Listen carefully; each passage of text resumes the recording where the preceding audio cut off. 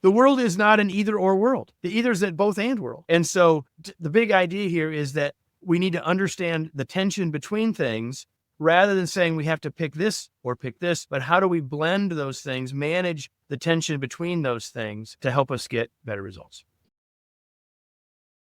You actually have to change that norm, don't you, in terms of the way that you approach it? I believe that I was put on this planet to help make the world a better place by helping leaders be more effective.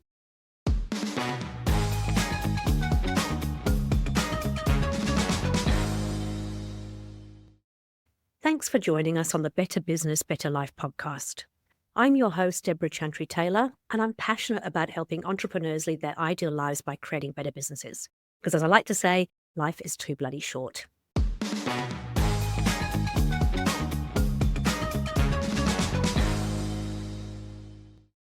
I'm a certified EOS implementer, FBA accredited family business advisor, and a business owner myself with several business interests. I work with established business owners and their leadership teams to help them live their ideal entrepreneurial life using EOS, the Entrepreneurial Operating System. I use this podcast to bring guests on to share practical tips and tools about how to use EOS in your business and your life to get more of what you want. Today's guest is a proud farm boy and owner of the family farm business. He's an accomplished author, with his latest book being about flexible leadership. He's a trainer, a keynote speaker, an experienced leader, and remote hybrid work specialist. And he is also an established podcast host himself. Today, he's going to share with you how to navigate uncertainty and lead with confidence, and in particular, things like proximity bias, transaction versus interaction, how to be careful with your ego, keep in check your impatience, and really have that big picture, flexible perspective. Kevin Eikenberry is the Chief Potential Officer of the Kevin Eikenberry Group. Welcome to the show, Kevin. Kevin, lovely to have you on the show. Thank you so much for joining us. Debra, thanks for having me. Even though it's different days for us. It's Saturday for you, it's only Friday for me. I'm super glad to be here. Thank you for having me. Oh, look, absolute pleasure. Hey, look, we've had a little bit of a chat before you came on the podcast, obviously, but the listeners don't know anything about you. So why don't we start with, tell me about Kevin, tell me about your journey to where you are today and what you're most proud of on that journey as well, would be nice. So my name is Kevin Eikenberry. I'm a proud farm boy. I grew up on a farm in Michigan, which is actually, I think, part of the story. So if you take the arc of my story, I grew up on a farm, was involved in our family farm and farm business from a very early age. And so that was the first taste I had of business and of leadership. I went to university. I went to work in a major corporation. I was there about 8 years. I took the job, not wanting a job. Honestly, in my first interview, told the guy who wanted to hire me or was interviewing me that I wasn't looking for a job. I'd written a business plan. He said, after the interview, I'd like you to go interview with my boss. Will you do me a favor? I said, sure. He said, don't open with, I'm not looking for a job. So I promised I wouldn't do that. And I ended up going to work there. And I worked in sales and marketing at Chevron for several years, found my way into training and development there. And that's what I ended up leaving to start a company about. And of course, at first it was just, as many times it was just Kevin, but now there's a good number of us spread out across the United States doing the work of helping leaders grow and helping to make the world a better place by helping leaders be more effective. I love it. That's a great story. And so family business, I do a lot of work with family businesses. I know that's one of the reasons. I mean, that is certainly part of my origin story, but I thought it was especially useful here. Yeah. So you didn't want to work in a family business then? Well, that was the plan. I mean, at one point that was the thought. I own the farm that I grew up on. Some things changed and, it just wasn't the way things worked out. And that's all good. Fair enough. Now, I know that you have just written a book, which is called Flexible Leadership, and I'm keen to understand where that book came from. Like what caused you to, yeah, there you go. They can't see it. Well, someone can see it if they're watching it on YouTube, I suppose. But yeah, so it's a beautiful book. It's very simple. It's just called Flexible Leadership, Navigate Uncertainty and Lead with Confidence. Yeah, what brought you to even think about writing that book, and what is the purpose of the book?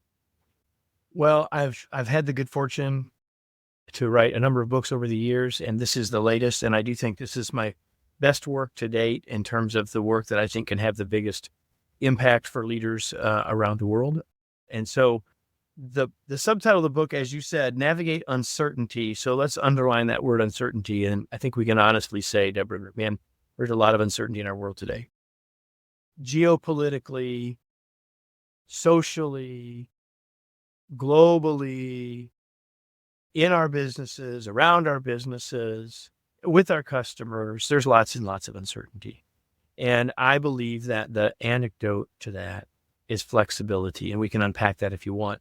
But so the idea of this book is that if we just operate the way we always have, if we just lead the way we've come to believe we are supposed to, or what some style tells us we are, or just lead on autopilot, the odds of us being successful all the time is not very high. Now, we'll hit the right note sometimes, but we won't hit the right note all the times. And so what I want to do is help leaders improve their odds of success by surveying the world around them and having a way to say, well, what might or how might I flex away from, or at least consider approaches other than my natural reaction or response to help me and our team get better results. It's an interesting one, isn't it? Because we have a natural response to a lot of things based on our upbringing, based on the things that we think should happen, just a whole lot based on our experiences, based on our traumas. 100%. And all of that's real. And I'm not asking people or encouraging people to forget all that. What I'm suggesting is, well, let's take the simplest example. The simple example is someone comes to your office, literally or metaphorically, and asks you a question, wants your advice, like, what do we need to do here? What direction should we take? And if in your head, your first thought is, it depends. Well, what does it depend on? And that range of things that it depends on will lead you to consider doing something that might not be what you would have done instantly, or your first inclination, or your natural response. So the idea is to recognize that, well, maybe the way I would normally do this will work, but maybe if I flex, if I take a slightly different approach, if I try something differently, we might get a better result. Ooh, I like it. It depends. It depends. Yeah. Okay. Here's the thing. The world is not an either or world. The either is a both and world. And so the big idea here is that we need to understand the tension between things rather than saying we have to pick this or pick this, but how do we blend those things, manage the tension between those things to help us get better results. Yeah, I like it. Okay. And so tell me a bit more about the uncertainty. I guess I'm sort of thinking about we have got so much uncertainty going on in the world right now, haven't we? I think more than we've ever had. And I think it started back when COVID hit. I think that was when the world really started to change quite significantly. And we all thought, I had a client who's like, oh, COVID, how long will it last? We went, a couple of weeks, we'll be fine. And then 2 years later in New Zealand, we're still kind of actually many, many years later, we're still feeling the effects of it. And then on top of that, there's all sorts of other things going on in the world. And I think it's a really challenging time. 100%. I had clients who literally, large clients, multinational companies that said, okay, in the US, it was really literally about almost exactly 5 years ago from as you and I are having this conversation. And they put out a note that said, we'll be back to the office in 2 weeks. And then they said, we'll be back on Memorial Day, which in the US, end of May. Then they said, well, we'll be back Independence Day, US, 4th of July. Well, no, we'll be back 1st of September. Well, no, it'll be Christmas, right? And of course, it was maybe another Christmas at least later after that. So you're right. We try to figure out how to make it clear. We try to say we're going to rationalize this and figure it out. But I think you hit a really important point there, that the world of work and the way people see work fundamentally and forever changed in the days and weeks after our governments around the world said, you get to send people home and work from home. Like, the way people think about work, the way people define work has changed. And for us as leaders, we may want to say, well, yeah, no big deal. We're just going to go back to the way it was. That world doesn't exist anymore. I'm not trying to be overly dramatic here. I'm being realistic here, that the clear, sort of understandable, best practice sort of world that we lived in isn't the world in many ways that we live in anymore. It just isn't. You're absolutely right. And I know I've seen a lot of leaders struggling with it because, I've got a few grey hairs myself, and there's always been a certain way of working, and then all of a sudden that whole way changed. And I remember in COVID, so we had a very, very strong lockdown here in New Zealand. I think we're one of the strongest ones in the world. I remember when we first kind of got locked down, I've always had my own business, or for a long, long time had my own business. And so I was there jumping on Zoom calls and chatting to people and just kind of keeping connected. My husband worked for a corporate. And the biggest thing that happened in that time was that they obviously all had to work from home. But because the equipment wasn't kind of set up for them to really work from home, they had to have Zoom calls or Microsoft Teams meetings without any video, because the infrastructure couldn't cope with the bandwidth of all this video, and they weren't quite sure how to deal with it. And so it was a really challenging time to suddenly go from not only having to work from home, but never actually seeing anybody on a screen, in person, whatever it might be. And so that was in itself was challenging, and obviously, but it also changed the way we had to think about business, because I know for personally now, I used to travel all around Auckland to catch up for a coffee with somebody, to do it, have a quick kind of catch up. You'd spend half an hour traveling there, 15 minutes finding a car park to spend 20, 30 minutes with a person. And now I kind of go, let's do a Zoom call. And we can change that the way that is done. But in a larger business, there's been much, much bigger impacts, hasn't there? 100%. And as leaders, and I think, many of those of you who are listening to us have built your business, and maybe it's your family business. And so your identity is wrapped up in it. And I think that makes the challenges even larger for you, right? Because, you made it successful, what that looked like, but the world that you made it successful in isn't exactly, not completely different, but it's not exactly the same as it was before. It's both and, not either or. It's not like, well, it was, and we're going to back there. And so it really, I believe, requires us as leaders to think more deeply, to be willing to flex, which means be willing to set aside my identity, my natural response, my learned response, my experience, to say what will really serve us now. And that means sometimes, and that doesn't mean that we have to grind everything to a halt and think about that in every single moment. That's why I like this idea of it depends. If you immediately think, well, it kind of would depend on this, or this, well, then let's think about that a little bit more before we just move. I'm going to come back to that in a moment, because I know that we have a tool that I use with clients to actually help them do some of that stuff. But I was thinking, this actually took me back to, I did a legal paper as part of my MBA many, many years ago, and I thought legal was black and white. And I just thought it was either or, like it's black and white, that there's a law that says it's this and therefore it is. And after doing my legal paper, it's a million shades of gray. And even with all those boundaries, all those regulations, all that legal jargon, it's still it depends. It really depends on a whole range of things. And so the world is a million shades of gray, isn't it, rather than black and white? It really is. And I realize that in us saying that, we're making the world even more complex, right? And one of the reasons why that we tend to want it to be, or wish it could be either or, is that's easier.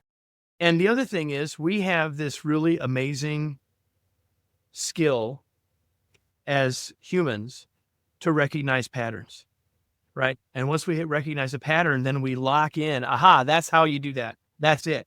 And that's wonderful, except once we lock in, we stop looking at anything else, and we stop considering other options, because now we have this looks like this. If the only tool you have is a hammer, every problem looks like a nail, kind of thing, right?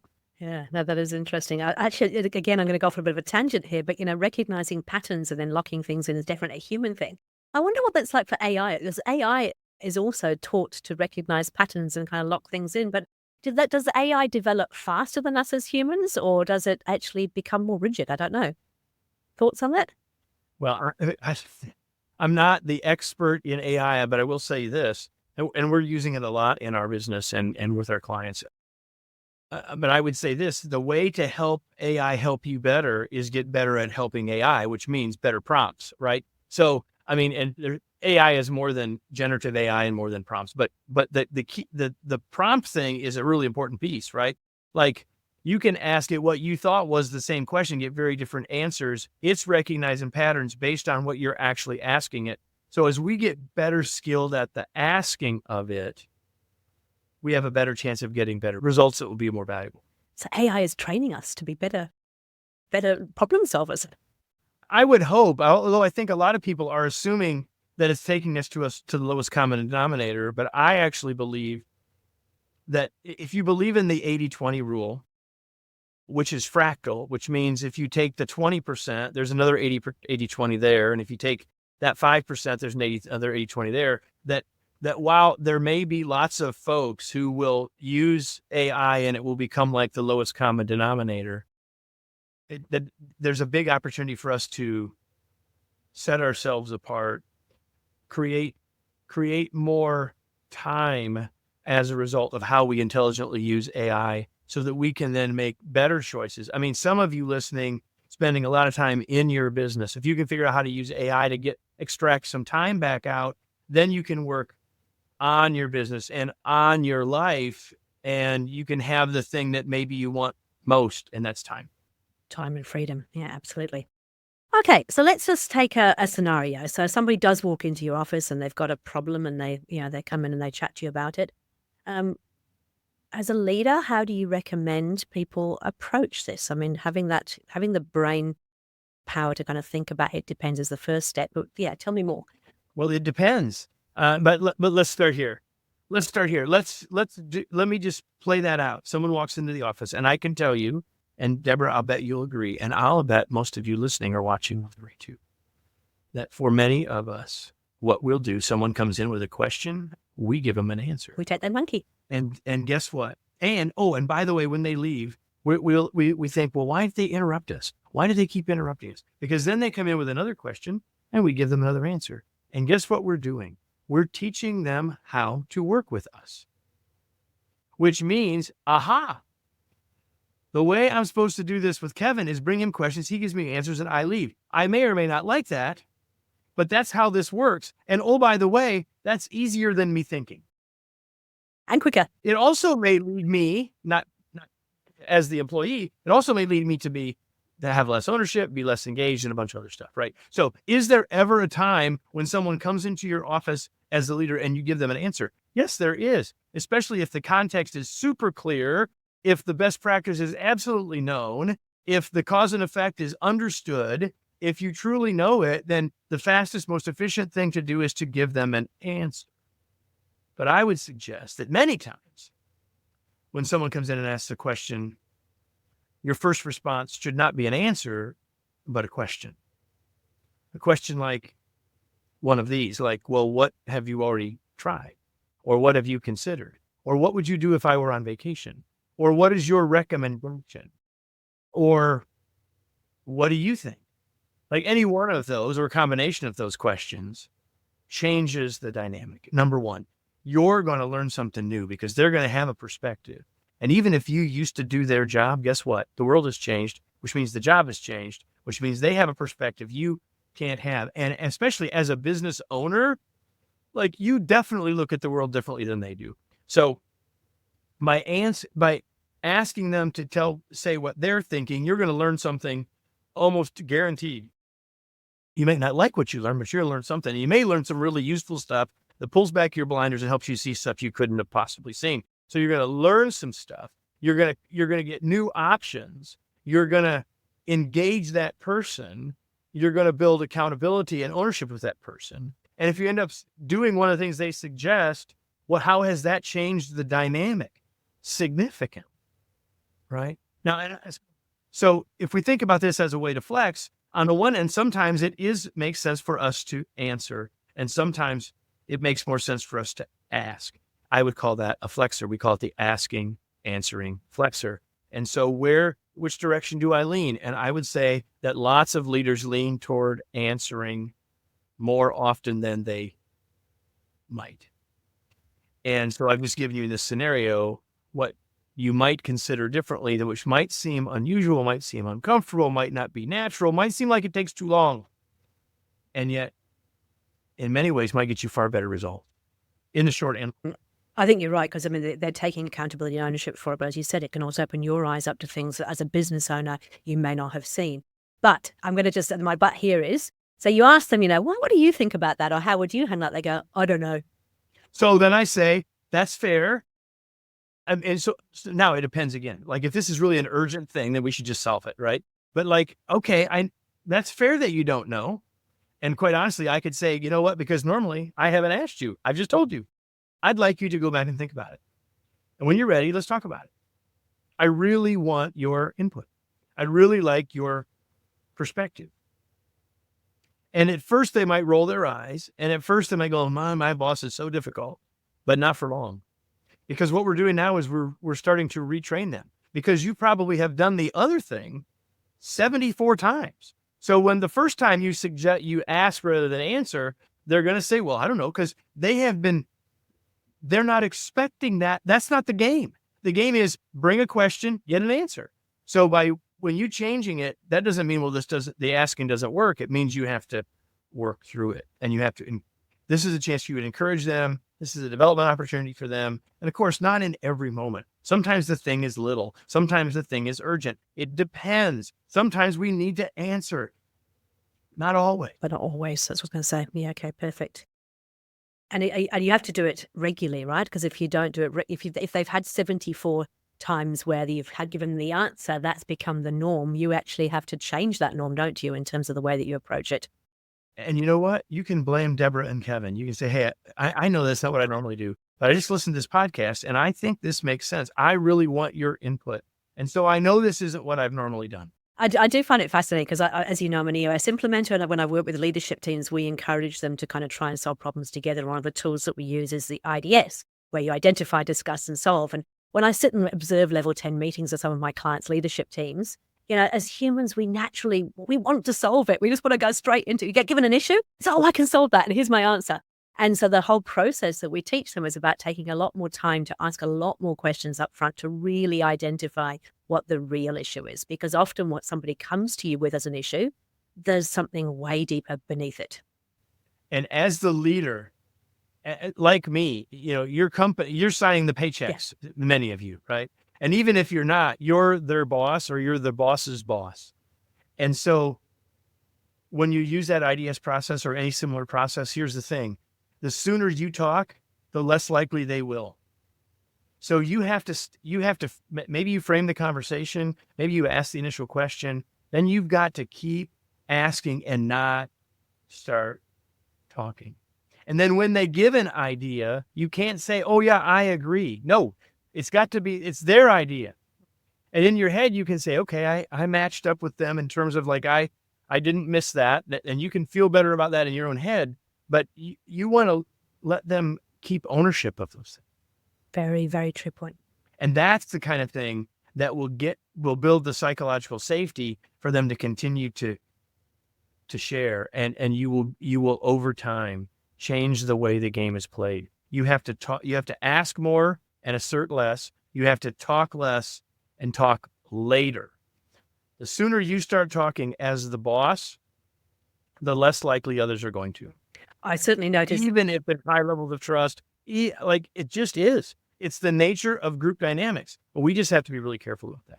I know when I'm facilitating with leadership teams, I always try and ask the boss or the owner to actually go last for that exact reason, because, even though we say that, there's no hierarchy here, the reality is you are the boss. You are the as you said, the person who signs the paychecks. There's a different dynamic going on, whether we like it or not. And listen, that power dynamic is not all bad, right? Some people want to frame that. And I'm not saying, you're certainly not saying that, Debra, but some people in the world would say, well, we need to smush that down and that's got to go away. No, it doesn't need to go away, but we can be way more intelligent about how we manage it. And what Debra and I are talking about now is the way to manage that much better. Perfect. Hey, I notice, we're talking about this whole uncertain world, and one of the biggest things, and we mentioned this right at the beginning, is this whole kind of hybrid workplace environment. And I think it makes it more challenging for leaders than what they're used to. Because in the old days, before COVID, is that the right terminology now? Everybody was in the office and the boss sat in the corner office and we had some hierarchy and we wanted to talk to somebody. We walked into their office and off we went, and we were constantly in contact. We were constantly chatting around the water cooler, whatever it might be. And now all of a sudden, a lot of our team may not necessarily be in the office. Sometimes not at all, because we've got things like remote teams in the Philippines, Bangladesh, whatever it might be. Sometimes it's people choosing to do a hybrid version of working from home for several days and being in the office for several days. It's changed leadership, hasn't it? It has. Here's the thing. In the book that I co-wrote before the pandemic, called The Long Distance Leader, the first rule that we identified in that book was that think leadership first, location second. In other words, not everything about leadership has changed, but the stuff that's changed is really important. And that's where we need to focus here. So Debra, there's a couple things I would comment on there. I just had a conversation with someone about this very topic yesterday. Number one, if you've got some of your team in and some of your team not in, the first thing you have to recognize is there's this thing called proximity bias. The people that are around us are going to get more of our attention, good and bad, right? If we have a project, who are we going to give it to? The person we can see down the hall. Again, good or bad. Maybe that's the right person, maybe it's the wrong person, but we're setting up a dichotomy with our folks who aren't in the office around proximity bias. So that's one thing we have to be aware of that. The second thing that I would suggest we have to do is we have to know the difference between transaction and interaction.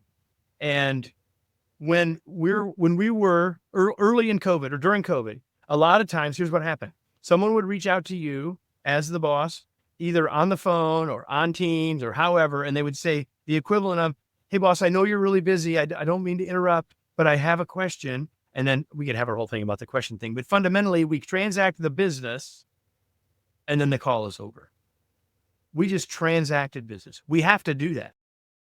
But when we're in the office, at least some of the time, we do more than just transact, we interact.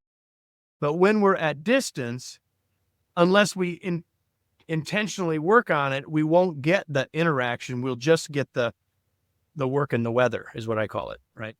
Talk about the work and the weather, nothing else. And that doesn't get us down the road. And some of that is happening naturally around the water cooler. I'm glad you used that phrase, right? So in our organization, my team is almost entirely remote and was before the pandemic.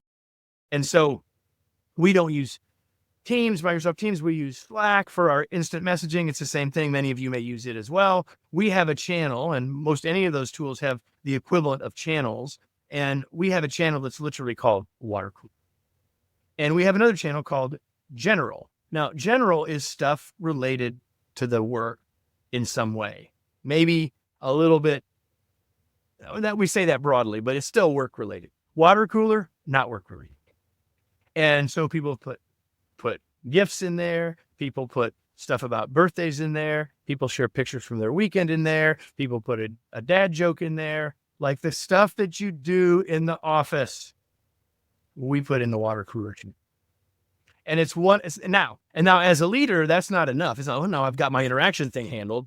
So my advice to you, so just to give you context, there are 15 of us on our team currently, and they don't all report to me directly, but again, my name's on the door, right? So my goal is every day that I will have interactions with at least 4 people. Now your number might be different based on the nature of your organization, right? But here's my point. It's not like I hope to have interactions with 4 people. It's like part of my job. It's not like if I have time, I'm going to do that. It's like one of the top things of my day. Every day, I've got to make sure I do that. It might not be on the phone or on Zoom. It might be the way I interact with them in an instant message. It might be that. But the point is that people feel connected to me and I feel connected to them. It's building our relationship. It's building trust. It's making communication more effective. It's the kinds of things that, while didn't automatically happen at the office, were somewhat more likely to happen in the office. There's a lot of leaders that need to be doing this even if you're in the office. But we have to be more intentional about it when people aren't down the hall. I love it. So it's kind of one of your must-do tasks every day is to ensure that you're actually... It's on my list every day. Beautiful. Very nice.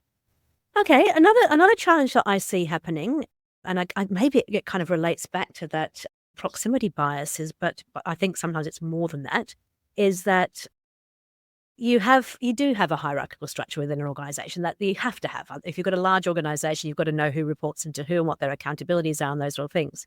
But often you'll see that somebody will kind of go to their immediate, we'll call it a boss, the person they are responsible to, and they get an answer that they don't necessarily like, and they go around we call it an in drum, where they go around, then they go to the boss, go to Kevin. Kevin will give me what I want.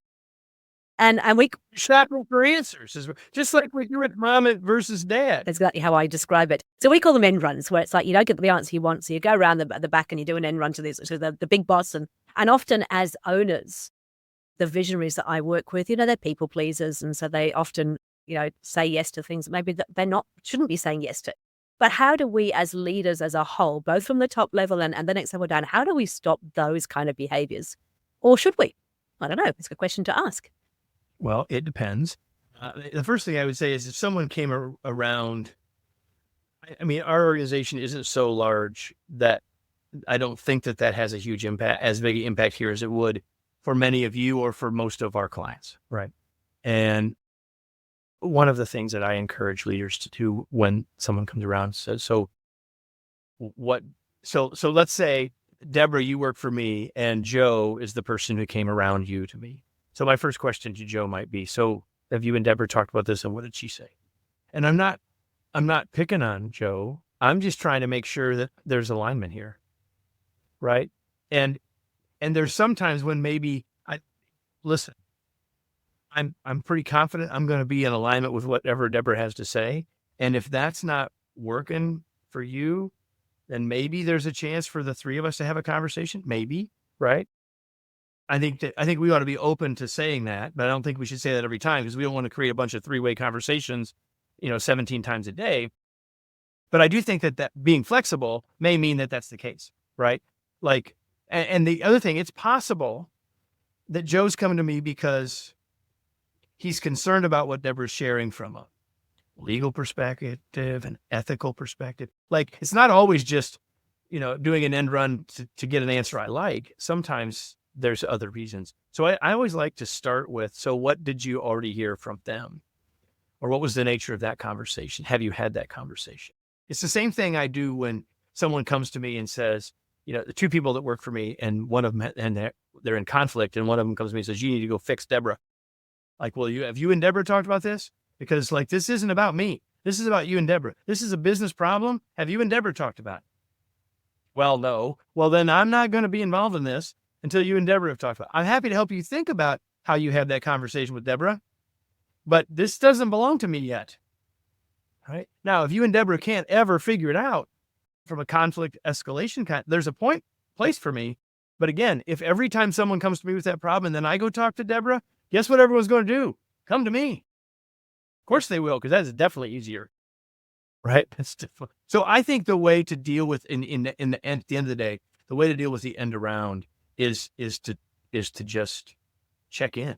Is that what they're doing? And not in judgment. Right? I mean, hopefully the intonation that I used in asking the question wasn't accusatory, but was curious. That was exactly the word I just wrote down. Not in judgment, but in curiosity. I think the more curious we can be in general as leaders, the better leaders we are. Is that fair?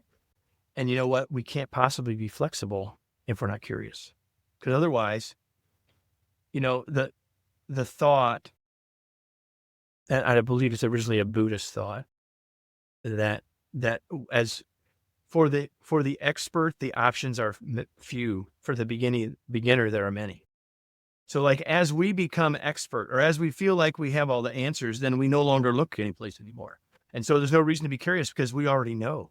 And so once we get to that place, the chances that we will flex go down dramatically. So the connection between being flexible and being curious, to your point, I think are significant and important. I love it. Okay, so get into curiosity, not in judgment. That's a perfect thing to look at. What do you reckon the three biggest challenges are for leaders these days? When people ask you, what's the one thing, what are the three things, it's always really hard because it depends. Not everyone are the same, but I'll say what I observe and what I observe in myself. First one is we've got to be really careful with our ego. Like, there's nothing wrong with having an ego, right? But it can get in our way. And a lot of things we've talked about today are ways that it can get in our way. So I think that's a big challenge. I think impatience is a challenge. In a time of uncertainty, one of two things seems to happen. We either tend to try to ignore it and plow through it or we become immobilized by it. And I'm guessing that most of the people listening are in the first camp, not the second. And sometimes we need to be more thoughtful. And I'm not saying we should take 6 months and analyze and have analysis paralysis. I'm not saying that. What I'm saying is to step back and get a different perspective, right?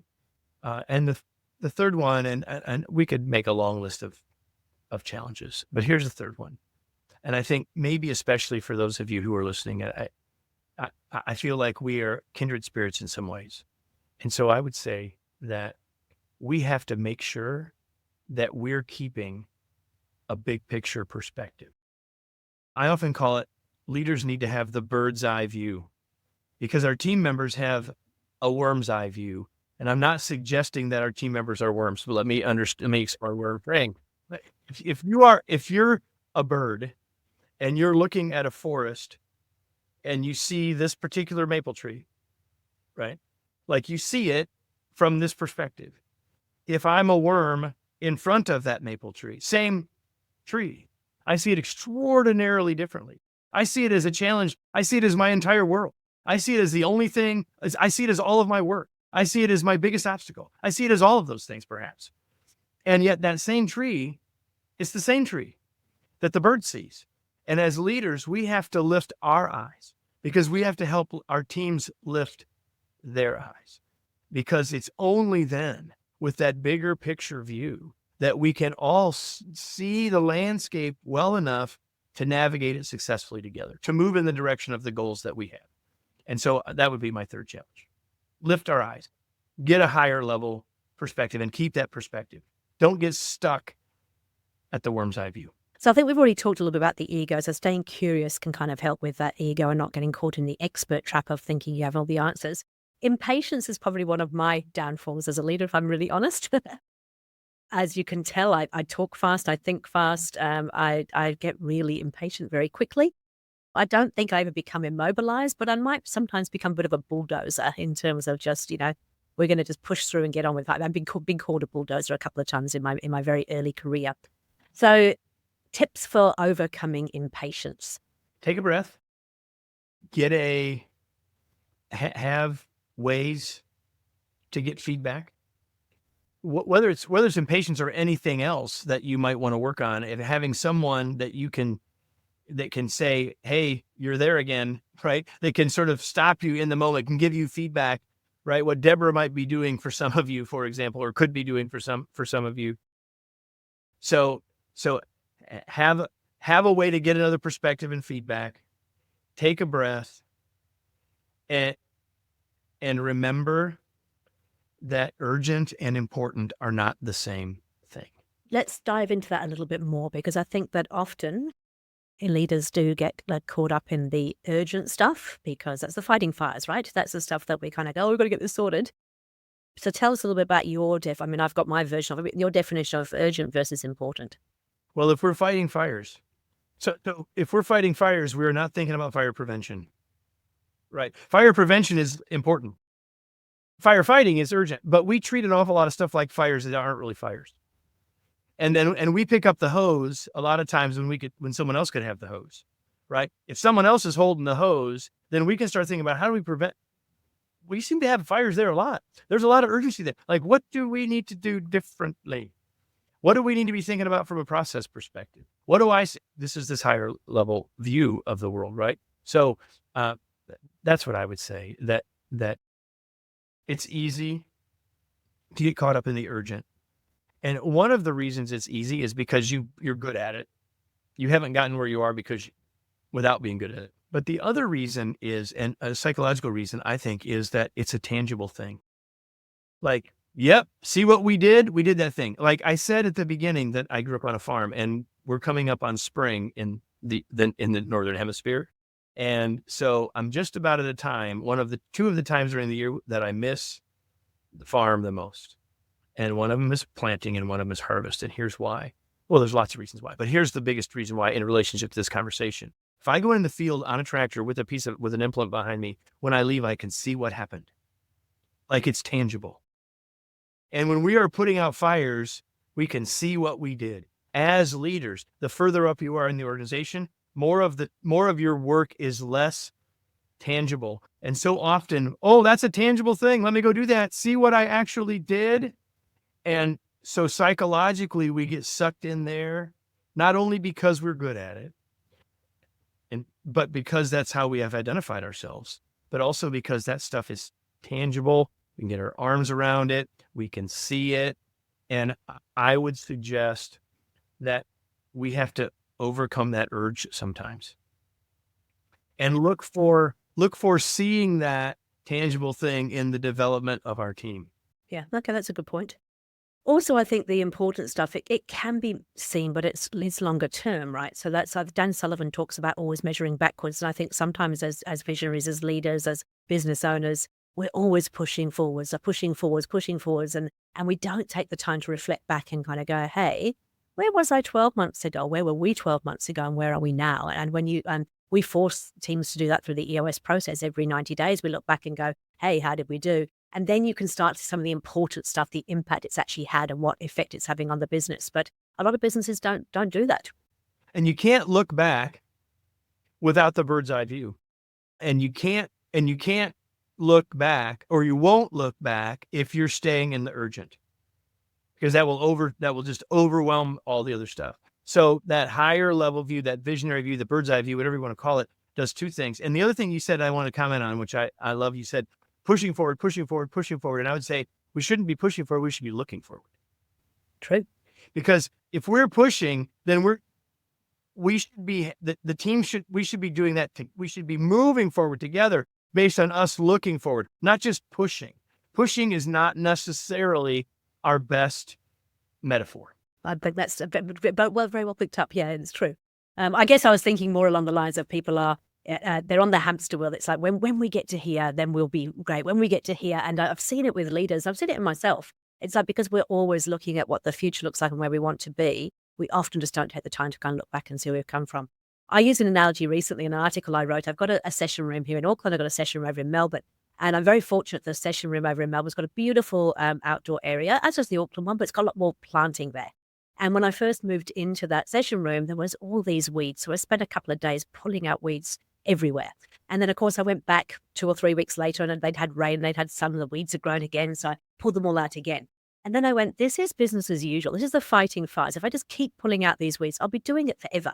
What I need to do is actually make this garden more palatable for somewhere I only visit once every 2 or 3 weeks. I need to put some irrigation system in. I need to put some anti-weed mat stuff in there. I need to put some rocks on top so that actually the thing will water itself, it will grow itself, and no weeds will grow. That's the important stuff, because if you get that right, I know it's a very simple analogy, but if you get that right, I haven't got to do the weeding anymore because it's sorted. 100%. And while we're weeding, we can't be putting in rocks. You can't do those both at once, right? And so you have to say, I need some mat. I need some rocks. And now I've got to invest the time on, and I can't do that on top of the weeds. So I've got to weed, and then I've got to invest the time to do the next thing too. Yep. That's good. Okay, perfect. Gosh, we're definitely kindred spirits. We've got lots of things in common. I think it just in terms of, I suppose I just love to see people really having aha moments and really being able to make a difference. And it is all about leadership. You know, it's about leadership and then holding your people accountable to doing things. But we could talk forever. What I'd love to do, though, is just kind of finish up with 3 kind of top tips that we can give to the listeners where they can go, okay, this is great. What can I do right now? What can I do right now that would fundamentally make a difference? Well, I'm going to suggest 3 things in relationship to flexible leadership. And the first one is recognize that flexibility is valuable as a leader. Second, take time to look at the context of your situation. Answer the "it depends" question. In the book, we go into a lot more depth here, but fundamentally, have an intention that flexibility will help me in my business. Take a moment to look at the context of the situation so I can then consider other options, and then use what we call flexors, which we've talked about a little bit, which is the idea of how might I flex given that context. So my 3 pieces of advice are: be willing to and open to and have intention around flexibility being useful to us, especially in times of uncertainty. Second, to look a little more carefully at the context of the situation that we're in and use that as a map to decide how we might want to flex and how I might want to help my team flex. Beautiful. And of course, your book goes into a lot more detail around this. So if they want to get hold of a copy of the book, where would they find it? Has it actually released yet? I wasn't sure. Well, as probably by the time people are hearing this, the answer is yes. But at the moment you and I are having this conversation, no. March the 25th in the US. So March the 26th for some of you, the book will be available. And you can learn more by going to flexibleleadershipbook.com. That'll point you, but wherever it is that you buy books, you'll likely be able to find it. Flexible Leadership, Navigate Uncertainty and Lead with Confidence. Debra, I believe that I was put on this planet to help make the world a better place by helping leaders be more effective. And this book is part of that mission.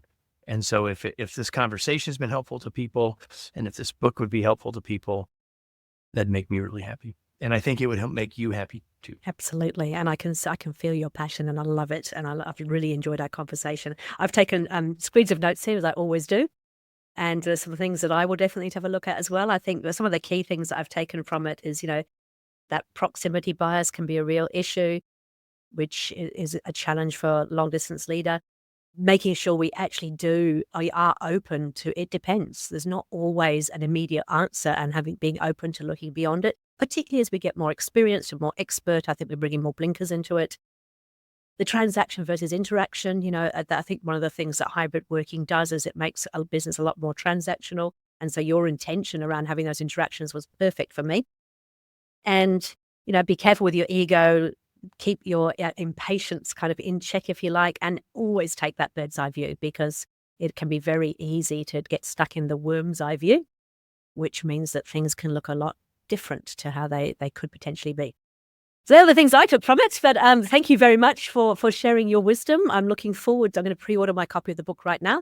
I shall look forward to listening to that. And I hope that we can also stay in contact. It would be my pleasure. And thanks so much for having me. And for all of you who are listening, I hope that you got some value here. But more than, hey, this was interesting, what I really hope you do is take some action. So whether it's one of the things that Debra just said or whatever you had in your head, the only way this is really ultimately useful to you is if you act on something. And I hope that that's what you do. Yeah, thank you. I agree wholeheartedly. Kevin, thank you so much for your time. I really appreciate it. Thanks.